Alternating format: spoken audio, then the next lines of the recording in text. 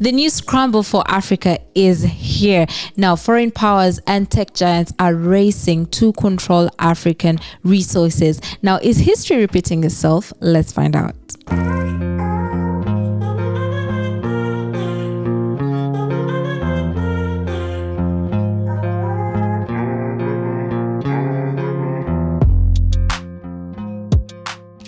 Hello, my name is Janita Maaya. Welcome to my YouTube channel where we discuss African issues and everything else that is African. This is also a polite call to remind you to please subscribe if you're watching and you haven't subscribed. You are missing out on so much more. So please hit that button. Now let's just jump right in. I'm sure most of you studied about the scramble for Africa.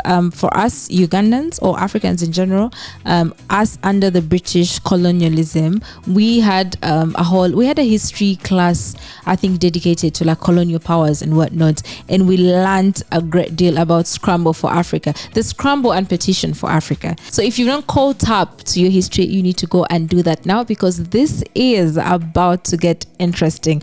But I want you to first watch this clip before I dive right in. Is using its vast oil money to buy up the rights to land in many African countries in order to sell carbon credits to major polluters. Just over a year ago, in 2022, a member of the UAE royal family set up a private investment company called Blue Carbon to facilitate the deals. The company's negotiating to purchase the rights to about a tenth of Liberia's landmass, a fifth of Zimbabwe, and swaths of Kenya, Zambia, and Tanzania. The Guardian newspaper reports the deal involves land about the size of the United Kingdom. Blue Carbon would then sell carbon credits linked to forests preserved on this land. Many critics have likened the UAE's plan to a new form of colonialism. We're joined now by Mohamed Ado, the director of the climate and energy think tank Power Shift Africa. In September, his group published a report titled The Africa Carbon Markets Initiative, A Wolf in Sheep's Clothing. Mohamed, welcome to Democracy Now! It's great to have you with us. Thank you so much for having me. Can you explain what this Blue Carbon Initiative is, buying up a tenth, a fifth of the land of these countries? So what they're doing effectively after failing to mitigate at the source is buy what they call carbon credits, but in fact those are just permits to pollute. So rather than actually containing emissions and cutting them at the source so that we can decarbonize and be able to help the world hold climate heating to below 1.5 degrees, what they're doing is buying large tracts of land in Africa so that they can have a pipeline of permits that gives them the right to continue to pollute at the source. So if you look at it, the continent of Africa, with its 17% of the global population, accounts for less than 4% of the emissions. But we're suffering fast and worse the impact of climate change. And the rich world have promised Africa and other developing countries climate finance to help grow in a climate-compatible way. They failed to deliver that finance. Now they want to basically buy on the cheap African lands so that they have a pipeline of carbon credits. So what happens to the people who live on those lands? Let's look at Liberia. They buy up a tenth of the land, the UAE, this private company. So what they're effectively doing is displacing Africans off their land so that they can actually be able to attain the right to continue to pollute. Here, or wherever the company is. So all these fossil fuel companies and the rich world have promised the world that they will help prevent dangerous interference with our climate system. What that requires is for them to actually cut emissions, massive cut in emissions, so that we can be able to contain the rise in emissions. So they're failing to do that. They've also failed to provide the climate finance that the developing world requires. Now, to add insult to the injury, they now want to forcefully displace our people off their land so that they can actually be able to have a secure pipeline of permits to continue to pollute.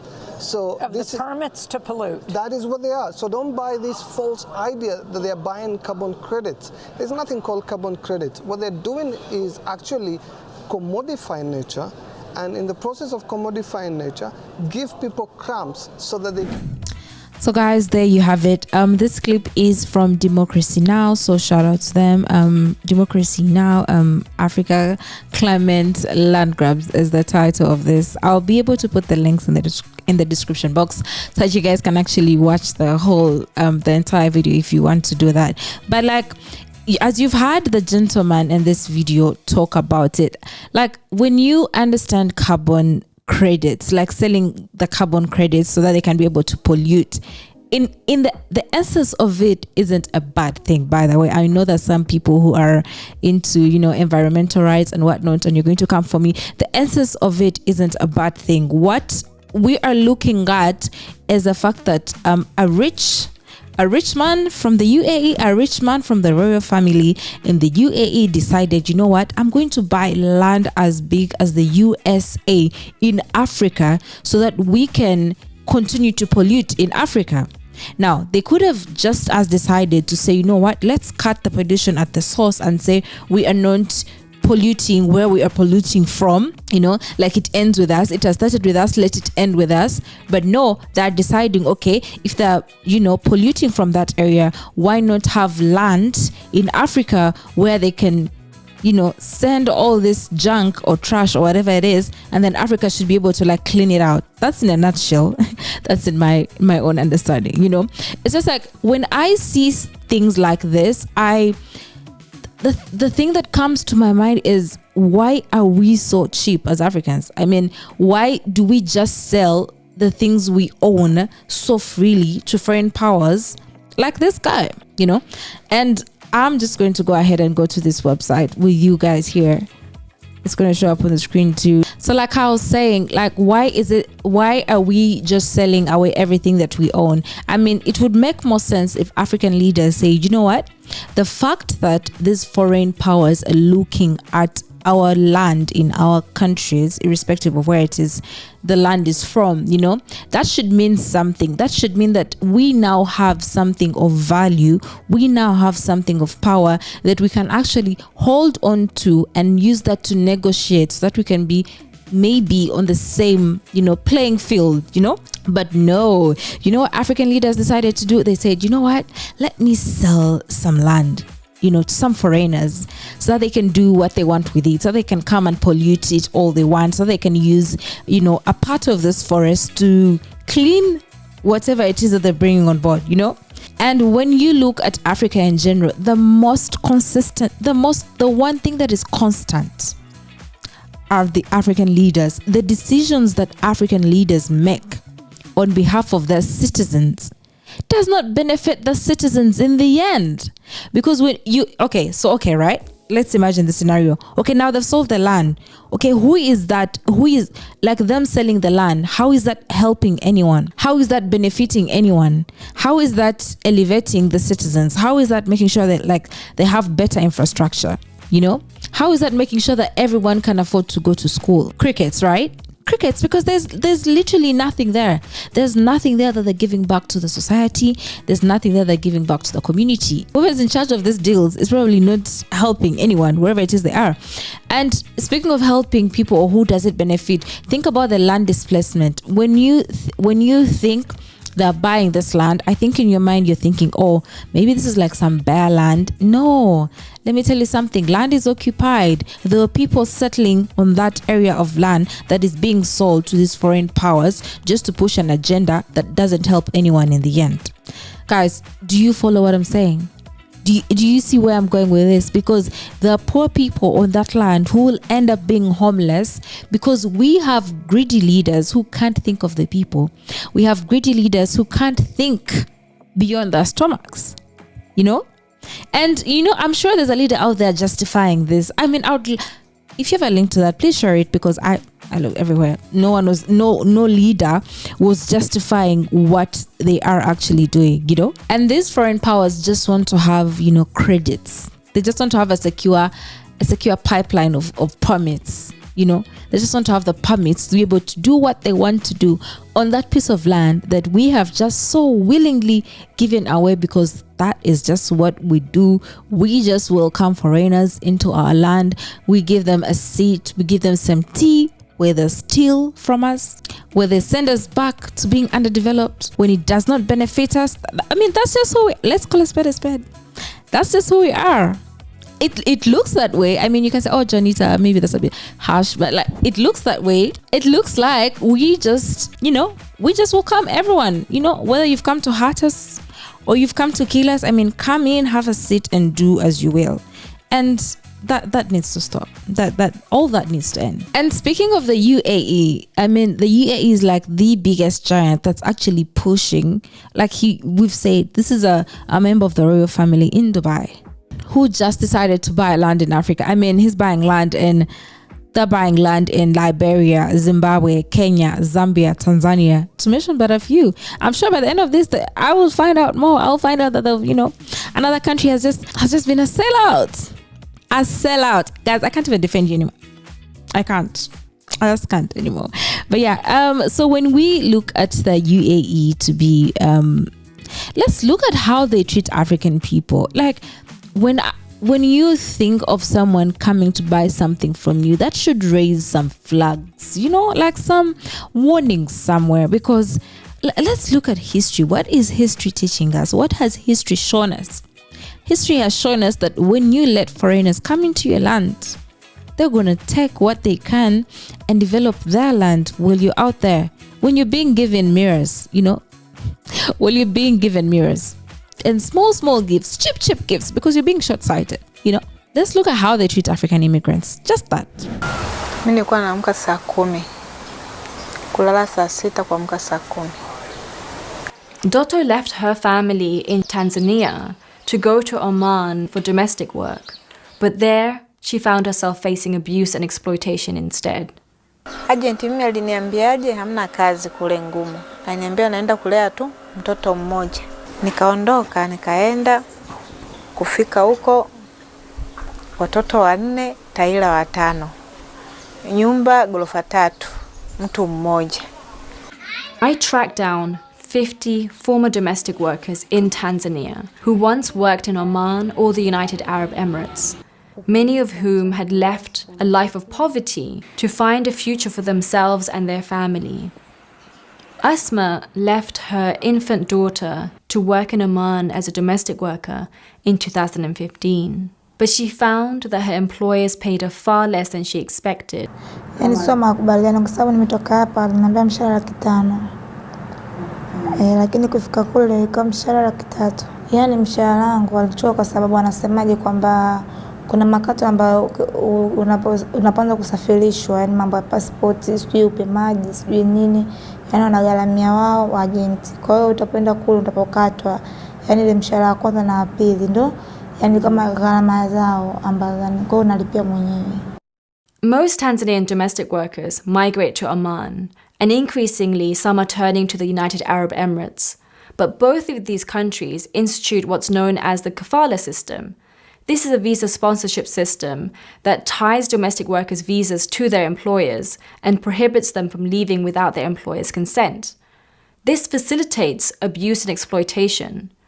Most domestic workers told me that they had their passports confiscated. Many said that their employers... So as you can clearly see, like, guys, this is not the only story that is out there. This is maybe the documented story that is out there.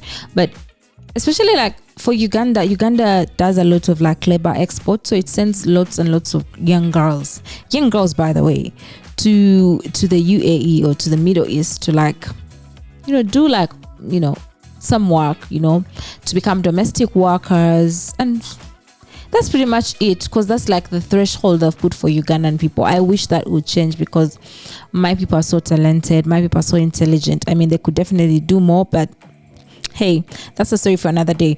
But you can see that these domestic workers mentioned not being paid, not having enough rest or time off, being confined in employees' homes, and excessive workloads, and working up to 21 hours. Imagine you're a human being, you have 24 hours in a day, but you're working 21 hours. You're having how many? You're having a few hours of rest to wake up and do the same thing over and over again. And they also mentioned that they were treated like animals. Can you just imagine that? So now these people who have had a history of treating African people in a certain way are the same people that you're just giving land to just like that. Like, make it make sense for me.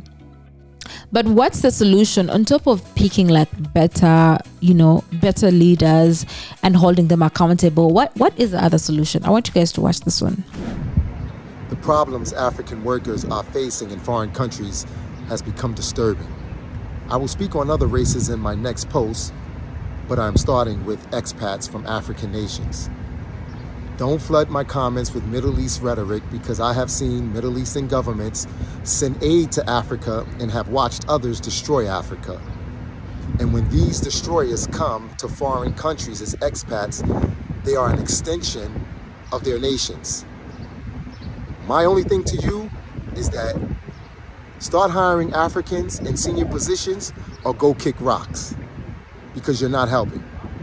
To the African expat, as I am brown and I'm obviously a descendant of Africa, let's have an open discussion about the challenges you face when living abroad.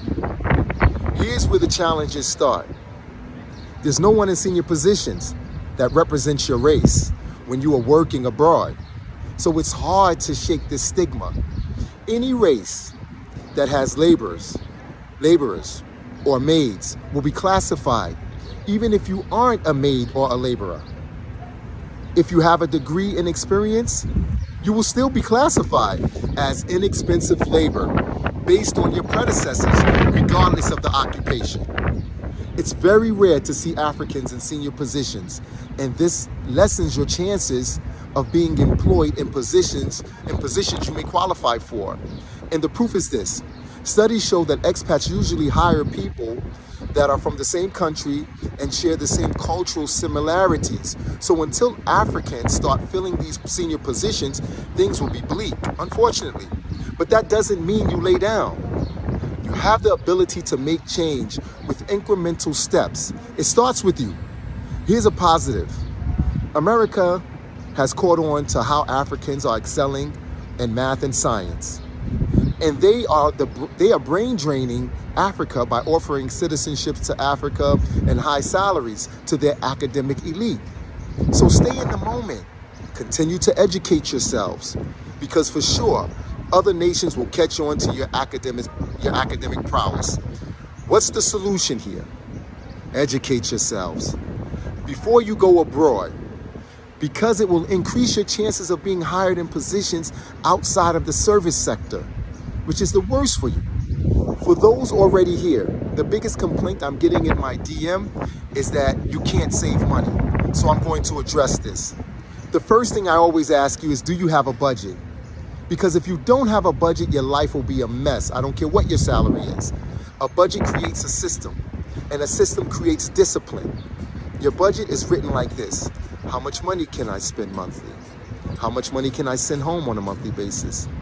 How much money can I spend for food?